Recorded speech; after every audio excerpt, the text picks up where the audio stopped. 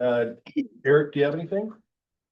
Just a few things, Chair, Commissioners. So I just want to give you a quick update. The Odell Unincorporated Community Project continues to move forward, but unfortunately at a very slow rate. We've been delayed by DLCD. We received a grant from DLCD.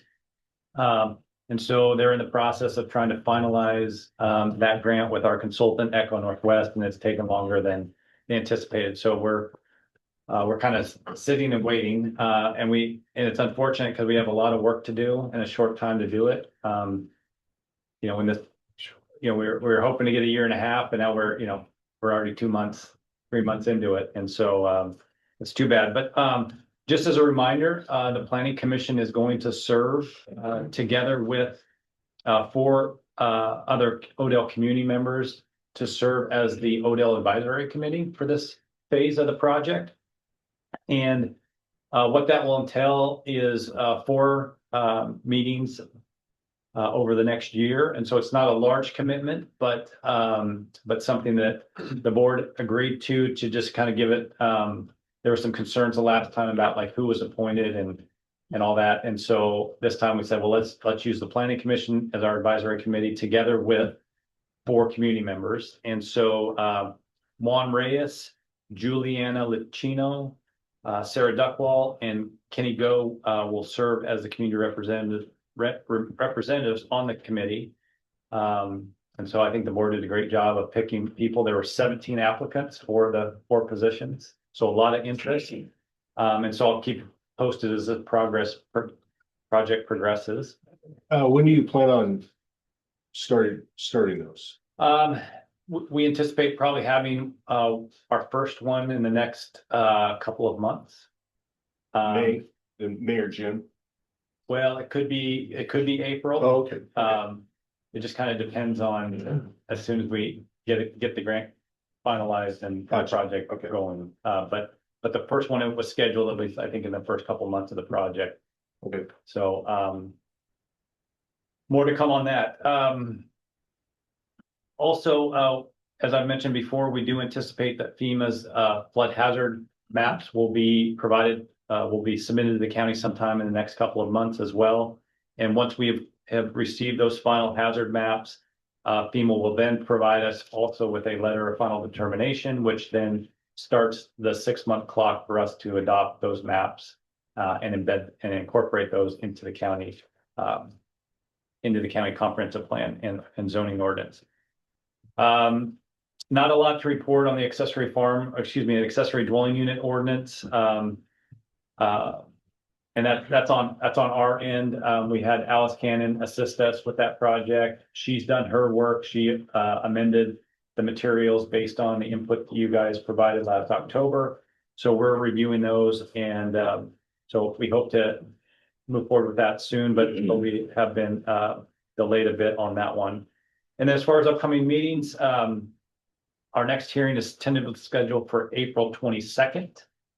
And that's concerning an appeal that we've just received for an industrial land use permit for the Amazon distribution center in Odell. And so you'll receive a notice of that appeal shortly. And as you can anticipate, there's probably going to be a lot of public interest in that. So just be aware and make sure you don't have any conversations about it in the meantime. So that's all I have to report. Land use council?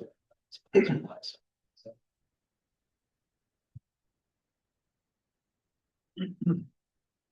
we know? Do we have a land use council? Yeah, she's here. I don't see her up on them. Yeah, she wasn't on that big call.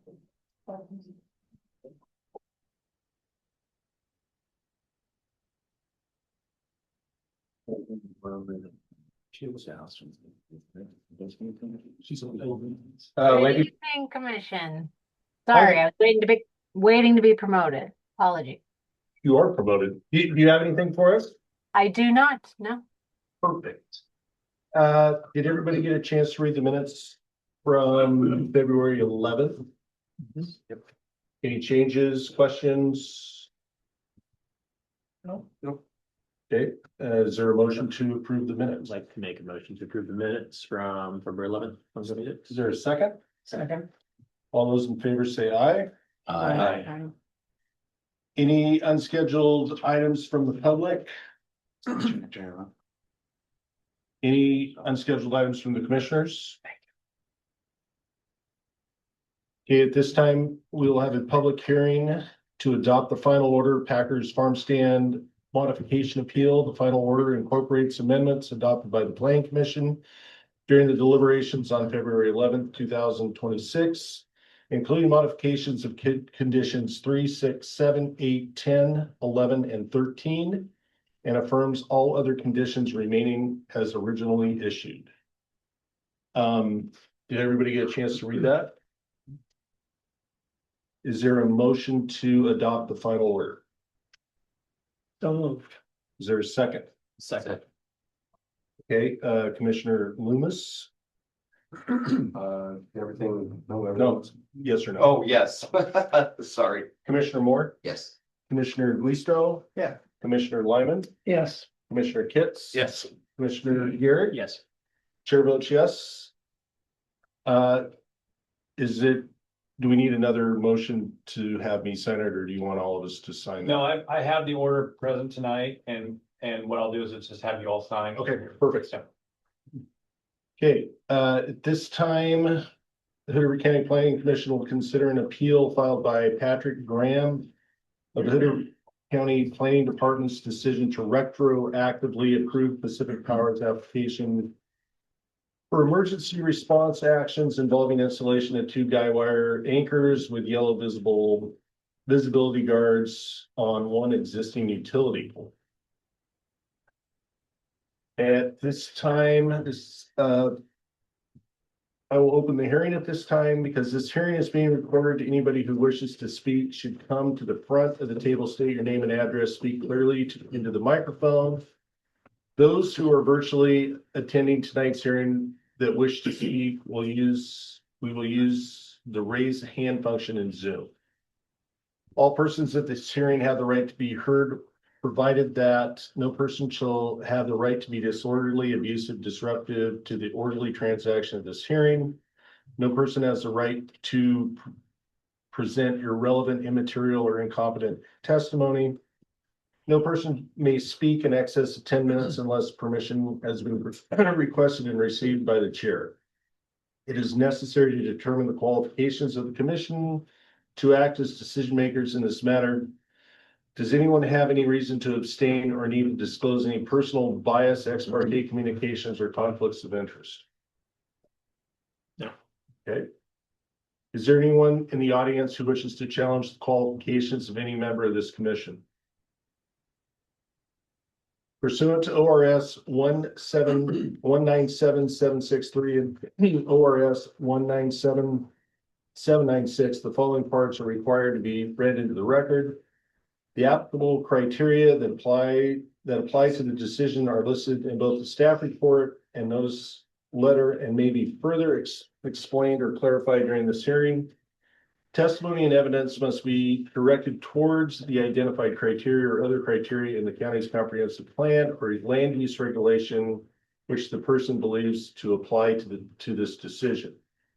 Failure to raise an issue with sufficient specificity to afford the Planning Commission and the parties an opportunity to respond to the issues preclude appeal to the Land Use Board of Appeals based on that issue. Any party to this hearing has the right to request a continuance of the hearing.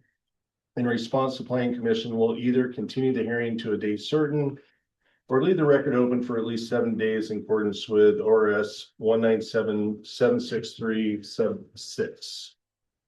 Pursuant to the provisions in section 60.06 in the county planning ordinance, failure of the property owner to receive notification shall not invalidate the proceedings because a good faith effort was made to notify persons entitled to the notice based on record of the Department of Records and assessments were utilized.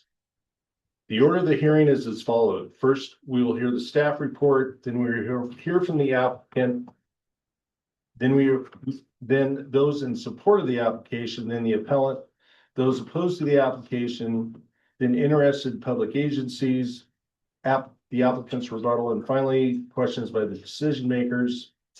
At that point, the hearing will be closed. No further testimony or argument is allowed. The planning commission will then deliberate, either make a decision or continue the hearing to a date certain and finalize the decision at the time. Are there any questions concerning the procedures or rules that I've covered? If not, we'll hear from staff. Keith? Thank you.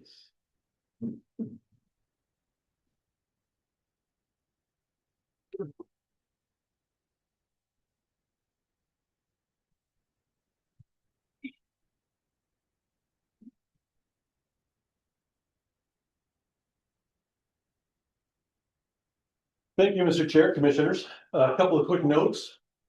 For ease of reference, the attachments A through F in your packet are numbered in the upper right-hand corner. Secondly, after the written staff report was issued, we received additional comments from the appellant in the form of a motion to consolidate review of modifications. I put a copy of that on your desk. After consulting with legal counsel, it was confirmed that the scope of this appeal cannot extend beyond what was approved in National Scenic Area Permit 25-0253. So as noted, we're here tonight to consider an appeal filed by Patrick Graham of the County Planning Department's decision to retroactively approve Pacific Power's application for emergency response action involving installation of 2 additional guy anchors with yellow visibility guards on 1 existing utility pole. The utility pole we are discussing tonight is located along Highway 35, approximately 80 feet east of the center line of the roadway. Here's the existing utility pole showing the 2 additional guy anchors with yellow visibility guards installed. I want to emphasize again that the permit being appealed tonight approved just the 2 guy anchors with visibility guards on 1 existing pole. To avoid repeating all the information in the staff report, I'm going to just note a few background items and then focus on the reasons for the appeal. October 31st, Pacific Power submitted a notification of required emergency work. This is pursuant to section 158 and the scenic area standards. That same day, I sent notice to the United States Forest Service, Fish and Wildlife, State Historic Preservation Office, and the tribal governments per those standards. On November 25th, after completing the required emergency work, an application for a minor amendment was submitted by Pacific Power. On December 23rd, NSA minor amendment 25-0253 was approved, and on January 7th, it was appealed.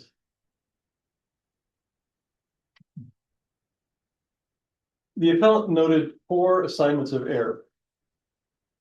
The primary issue is the placement of the yellow visibility guards on the guy anchors, which the applicant states is required by public safety standards. And these are the following assignments of error. Number 1 is the county erred by approving non-earth tone visually dominant materials in violation of National Scenic Area standards. Assignment of error 2, the county erred by treating the National Electric Safety Code and Pacific Power internal standards as superseding the National Scenic Area Act. Assignment of error 3, the county erred by assuming that public is anticipated at the subject location without factual support. And assignment of error 4, county erred by approving the amendment through a piecemeal review that fails to address cumulative scenic standards. So the first assignment of error, the county erred by approving non-earth tone visually dominant materials in violation of the scenic area standards. The appellant argues that the approved yellow visibility guards are, quote, bright, highly conspicuous, visually dominant. National Scenic Area regulations require structures and associated hardware to be visually subordinate and to use dark, non-reflective earth tone colors, unquote. Article 75, section 5202B of the Hood River County zoning ordinance states that the primary and guiding purpose of the key viewing area standards is to ensure that the proposed development is, quote, visually subordinate to its setting as visible from key viewing areas. Staff notes that to achieve visual subordinates, the development must not noticeably contrast with the surrounding landscape as viewed from a key viewing area.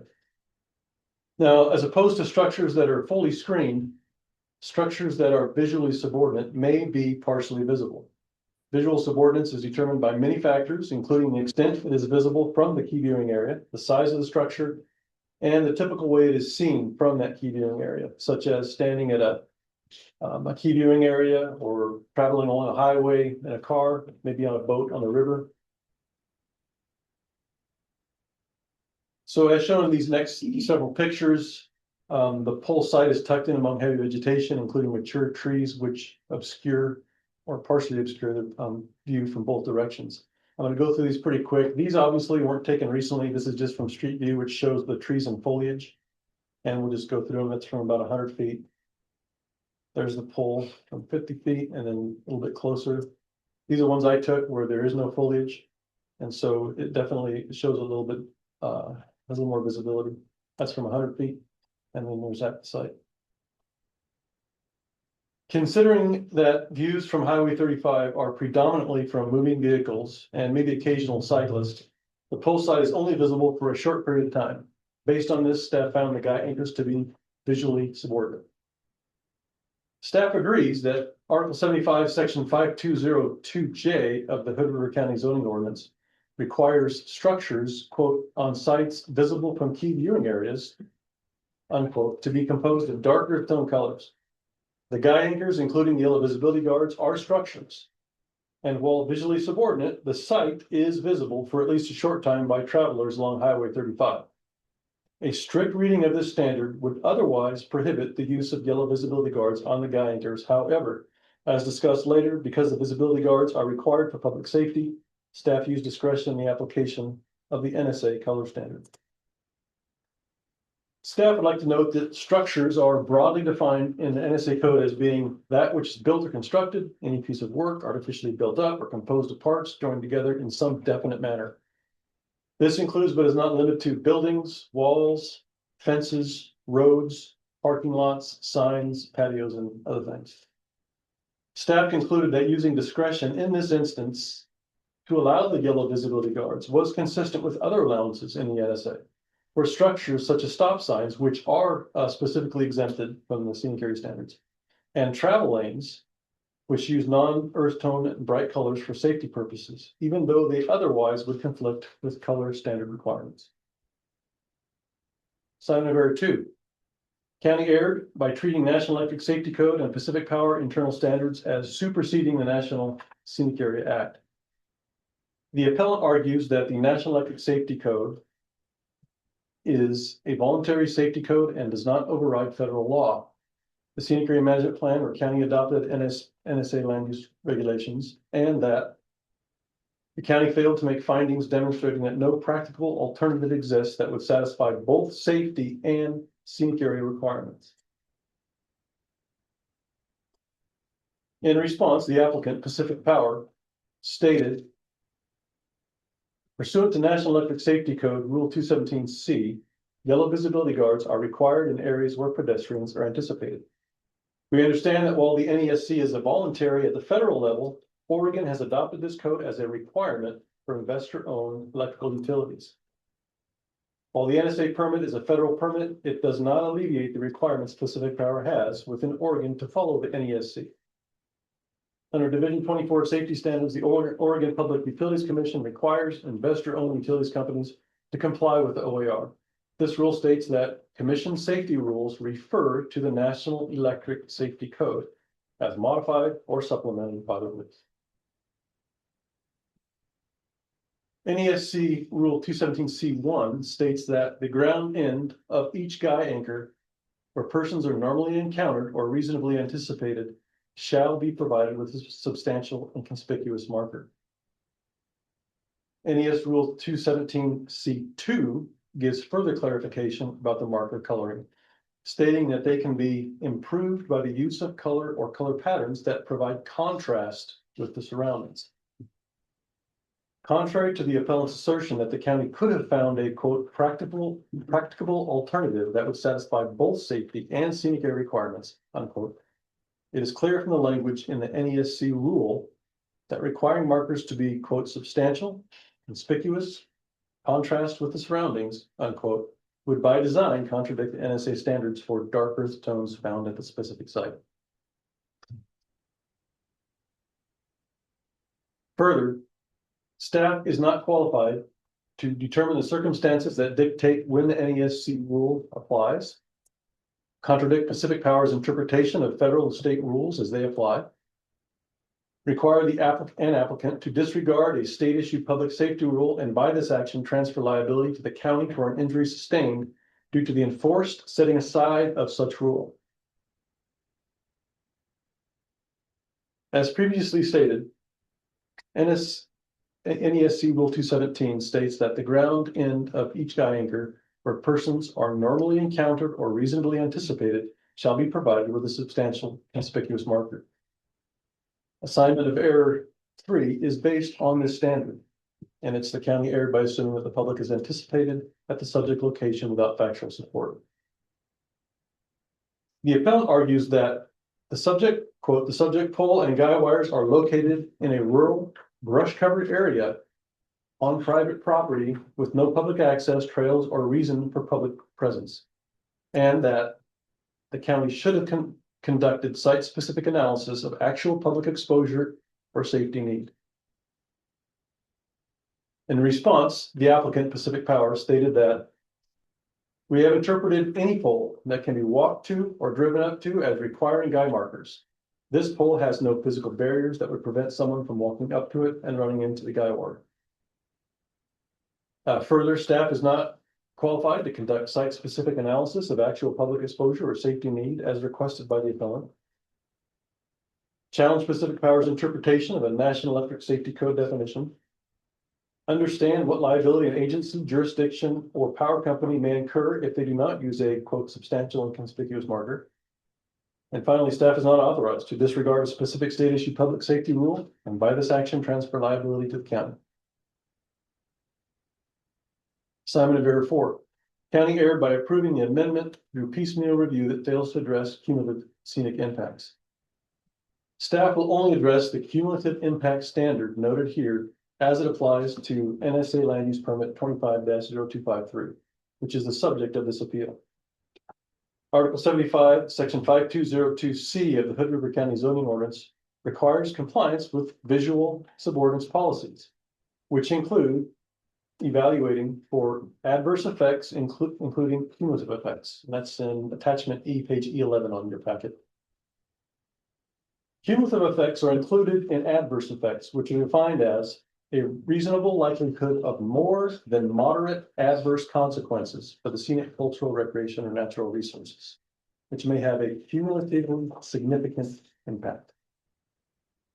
Staff notes that this definition does not prohibit minor or even moderate adverse consequences, only that it does not result in more than moderate adverse consequences. The impact of 2 additional guy wires and their substantial and conspicuous marker was found to be similar to the previous approved upgrades and not altering the overall look or function as described in the original application. Staff found and finds that the addition of 2 guy wires with required markers represent minor or at most moderate adverse consequence on the scenic resources, which meets the cumulative impact standards of Article 75, Section 5202C. So based on the information provided as part of this summary, staff recommends that the planning director's decision to retroactively approve National Scenic Area Land Use Permit 25-0253, which authorized Pacific Power's emergency response actions, be upheld, and that Appeal 26-0002 be denied. Thank you. Thank you. Now we will hear from the applicant. Pat? Thanks for having me, and thanks for serving on the chair on the board. Is this a good place to sit? Can everybody hear me? That's technically the appellant, not the applicant. I'm reading. Right. Yeah, Pat, you're the appellant of the You're applicant. the appellant, Do you excuse want me. to hear from the applicant first? Yes, the applicant. Yeah, Okay. Joey, are you gonna talk? Um, Oh, Good afternoon, Chair. Are you able to hear me? yes.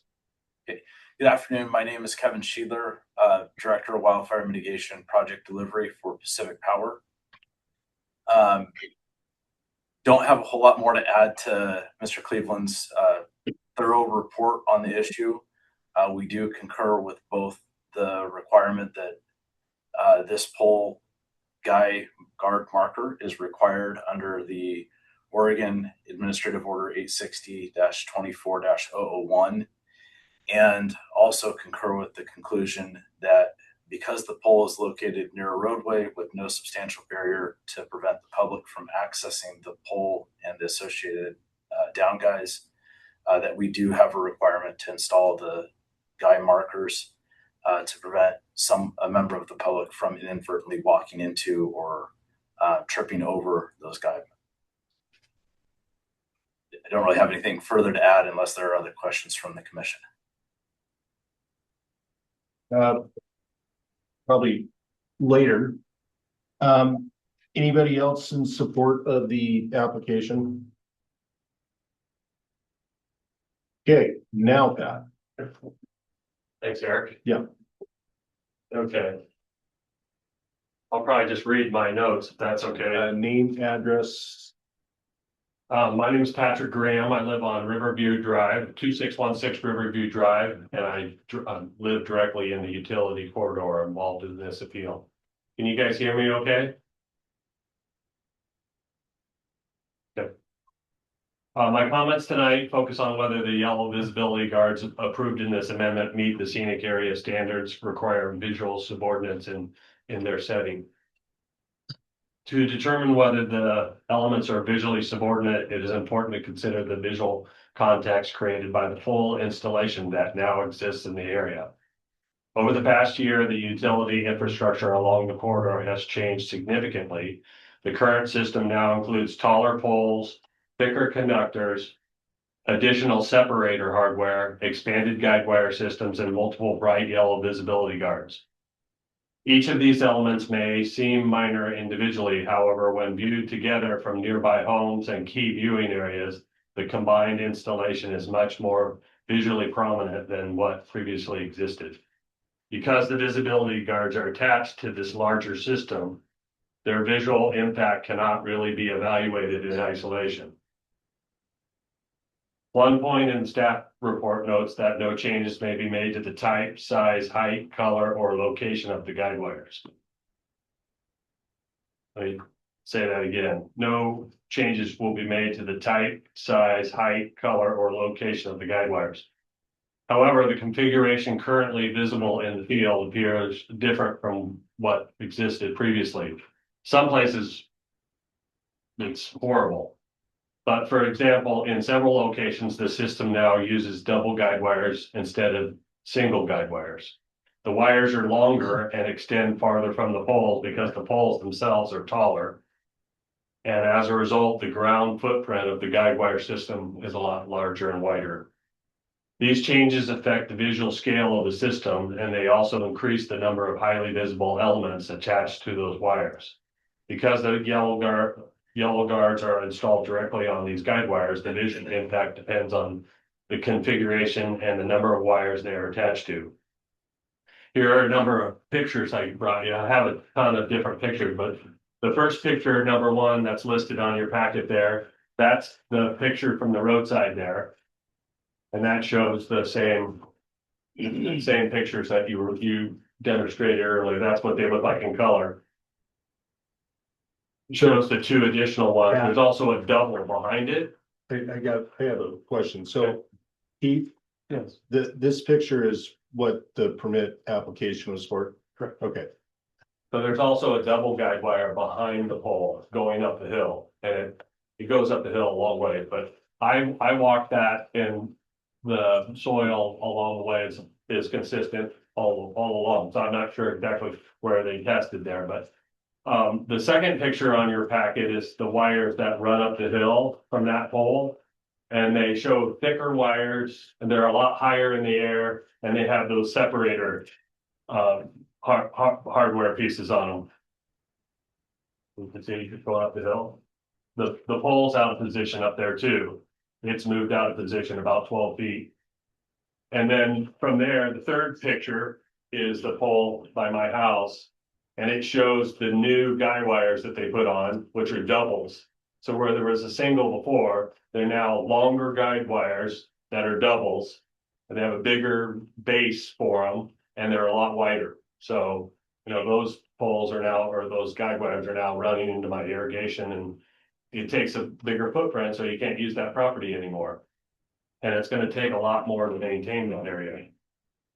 This leads to a question about how the staff analyzes, how the staff analysis was conducted. When determining that the yellow visibility guards are visibly subordinate, it is not clear from the staff report whether the evaluation considered the full visual context of the installation, including the taller poles, multiple guide wires, thicker conductors, and additional hardware now visible from nearby residences and key viewing areas. Understanding the concept, that context seems important for determining whether these bright yellow elements remain visually subordinate with the landscape. Another issue I did not see addressed in the record is whether alternative approaches were evaluated that could reduce the residual impact while still meeting safety requirements. For example, the record does not appear to discuss alternative visibility treatments, different guide wire configurations, or placement of the infrastructure underground in visually sensitive areas. Considering the alternatives is often an important part of minimizing the visual impacts under scenic area standards. I want to note for the record that I submitted a motion requesting consolidation of review for the various poles, guide wires, hardware modifications associated with this project. My intent is simply to avoid piecemeal review of individual components when the visual impact is created by the whole infrastructure. I also want the commission to know that residents are actively working with Pacific Power on a possible long-term solution. If that plan moves forward, undergrounding would likely be the option that best meets the scenic area goals of protecting the scenic resources while providing safe and reliable electric service. Because of that possibility, it may make sense to avoid investing additional resources into incremental modifications to the current above ground system, if a more compatible long-term solution may be achievable.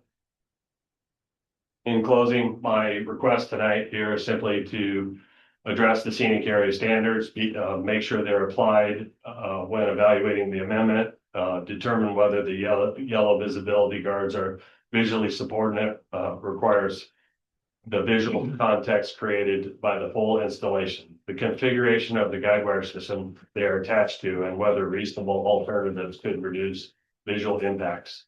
Thanks for your time. Thank you. Is there anybody else that wishes to speak in opposition of the application?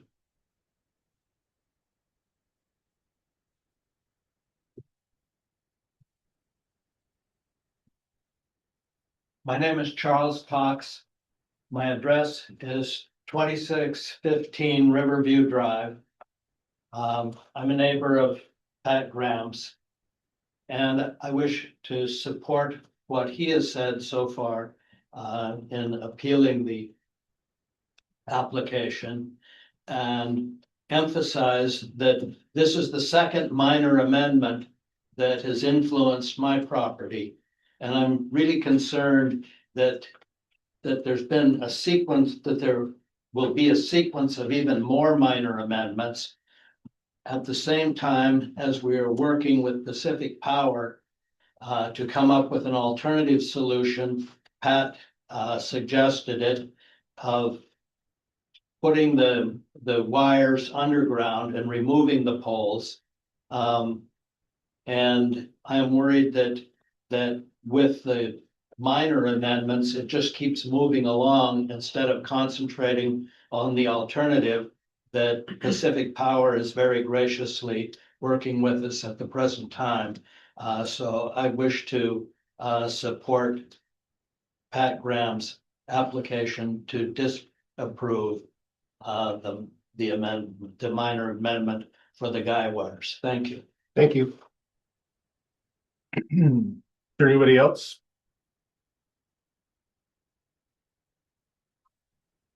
Good evening, my name is Peter Hutt. I live at 2615 Old Columbia River Drive in Hood River, which is up on the hill. I'm a neighbour of Pat's. I recognise there's only 10 minutes, so I don't want to waste your time so you can get to your families and dinner. I've been coming to the area for 10 years. I've been a resident for 6, and I personally want to thank the chair and the board for just what a fantastic town this is.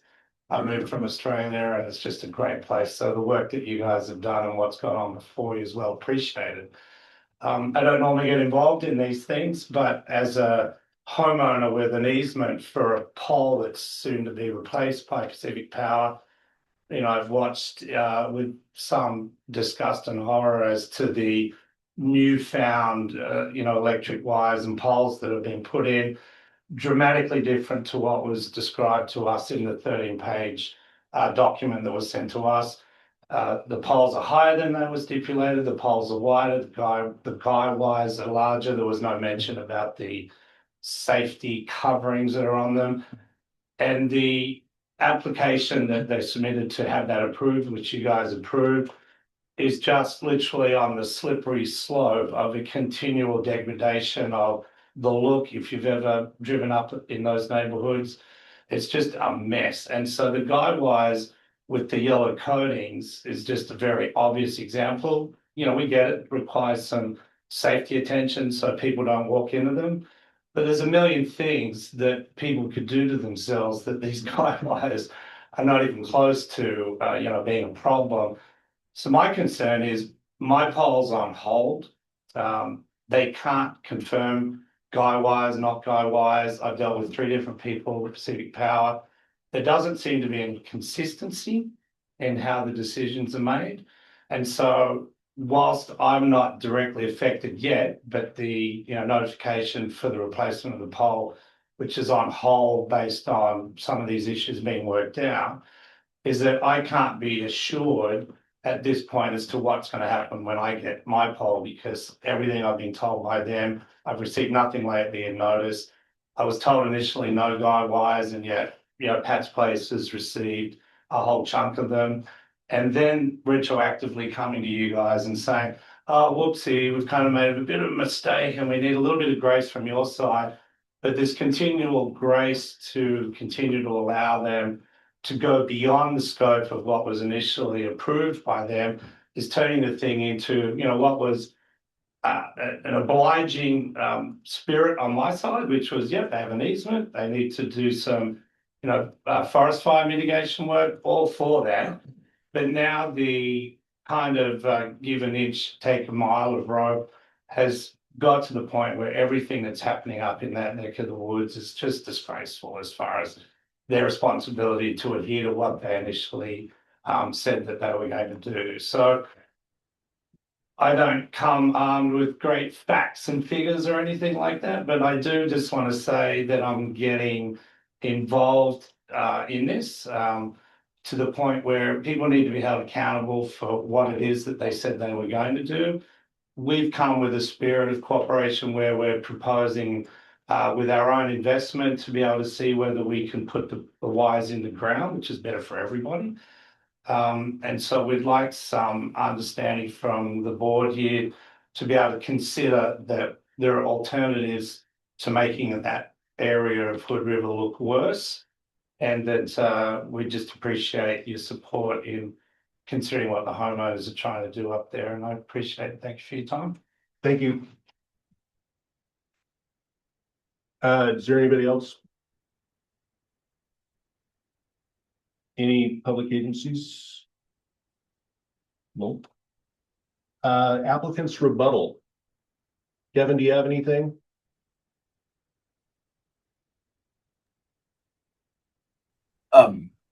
My only comment here is just that, as it was outlined in the staff report, it was my understanding this was an appeal on a single pole, a single location. Yes. And the appropriateness of having the guy markers on the guys installed for this singular location. And so our comments have been focused on and limited to just this one single location. Many of the public comments that were provided seem to extend significantly beyond this location to wider projects being completed in the area. And I agree that we are working with the property owners in that area to look at a solution that would be undergrounding much of our infrastructure in that area, which, if we can come to an agreement on, would significantly mitigate these issues and will limit the visual impacts. but we're not yet at a point where that's been finalized. Okay, thank you. Okay, questions from the decision makers? We'll start with you, Jamie, Commissioner Loomis. So this first picture, is this the one in question? This is the, Yes, okay, so those two guy wires are additional, or those two were the two in the application? Those are the two guy wires at part of the subject Okay, permit. okay, That's what we approved. right, and then this, the other pictures don't. no, they're not, okay, all right, that was the only question I had. Commissioner Moore, but you can make it. Yeah, thank you. Sorry for my tardiness. My only questions are the height of the coverings. Is that standard height? Is that a? It'd be a good question for the applicant, I'm not sure. Kevin, could you answer that question for us? I can. So the guy markers we use are a standard 8 foot in length. I'd have to research to see if there's an option of providing a shorter guy marker, but that's what we standard use throughout our service territory. Okay, thank you. And the only other question I have is it's all within your easements. I would also assume this is all the extended guy wires, the distance away, that's all within the confines of the right of way easement for the utility. Again, I'd have to I didn't come prepared for whether or not all of those guys are within an easement or if they were covered by other rights we have for that pole. But we are asserting that the full extent of the project was within property rights we have either through easement or tariff rights. Okay. Thank you. Further questions? Commissioner Guiso? If I understand that the rule provides that the color needs to be contrasting to the environment, and that seems to be the main issue. And in this circumstance, the color is yellow. Do you know if there's ever a different color used, like orange or red, or just is yellow kind of the standard color that Pacific Power uses? The safety yellow used in this instance is the standard we've used. Again, I could research if there are alternative colors available, but I do agree that it has to be highly contrasting with the background, and yellow is selected because it's typically highly contrasting with the background.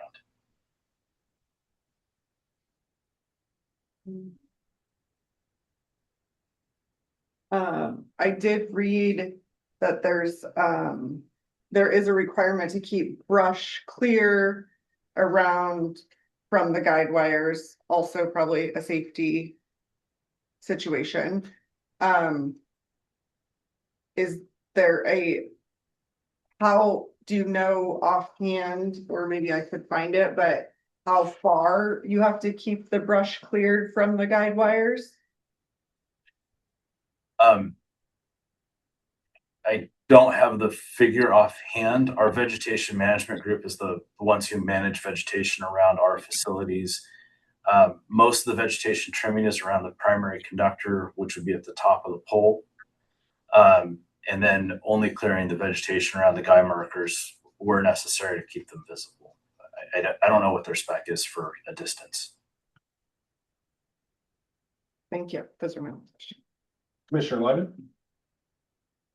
Well, I have to say, I'm sympathetic to the larger neighborhood concerns about the scale of the project and the impact. But I also recognize we've been told really clearly that that's not what we're talking about tonight. And we're talking about two guy wires. Just from my perspective, I come from a background in transportation, working in the gorge, and it's been clear to me over decades that safety concerns trump the visual subordinate requirements of the Gorge Commission. So I wasn't surprised that Pacific Power has to comply with certain specific safety standards. And I agree with the staff that it's not the county's business to tell them how to comply or where to comply. And they have made the determination that those guide wires need to be, have a safety shield on them, so it seems like that's a reasonable conclusion. Commissioner Kitts? I'm gonna agree with you there, and I know that there's a lot of people that have put a lot of work into hardening our electrical infrastructure here, and I appreciate that. And I don't want to lose electricity, and I live places that lose electricity all the time, and it's not fun. So, I don't have any questions. Commissioner Garrett? No questions. I have no further questions either. I'd like to thank you, Keith, for your work and your due diligence. At this point, the hearing will be closed. No further testimony or argument is allowed. The planning commission will then deliberate and either make a decision to continue the hearing at a certain date, time, and finalize the decision at that time. Are there any questions concerning the procedure or the rules that I've covered? If not, we will hear from the staff. Just reading what you wrote. We have nothing more to add. Okay, thank you. Perfect. All right, Commissioner Loomis. Would you like to deliberate anymore? No. Okay. Commissioner Moore, Good. Commissioner Guisto, No. Commissioner Lyman, No. Commissioner Kitts. Nope. Commissioner Gehrig. No. Okay, at this time, is there a motion? I would like to make a motion to uphold the planning director's decision to retroactively approve the NSA land use permit 25-0253. Is there a second? I'll second it. Okay, Commissioner, and we'll take a vote. Commissioner Loomis, Yes. Commissioner Moore, Aye. Commissioner Guiso, Yes. Commissioner Lyman, Yes. Commissioner Kitts. Yes. Commissioner Gehrig. Yes. Chair votes yes. Our planning department is upheld. Okay. I think we're, anything else? Just maybe a motion that you can sign. Oh, is there a motion that the chair can sign? moved. Is there a second? Second. All those in favor say aye. Aye. Okay, thank you. And you have, Yeah, before you go, I appreciate getting everyone to sign after. You know, someday we're gonna remember to add the end. Have the Here, planning Keith, you wanna director- read what you wrote me? Sorry. Yeah. I'm sorry. There.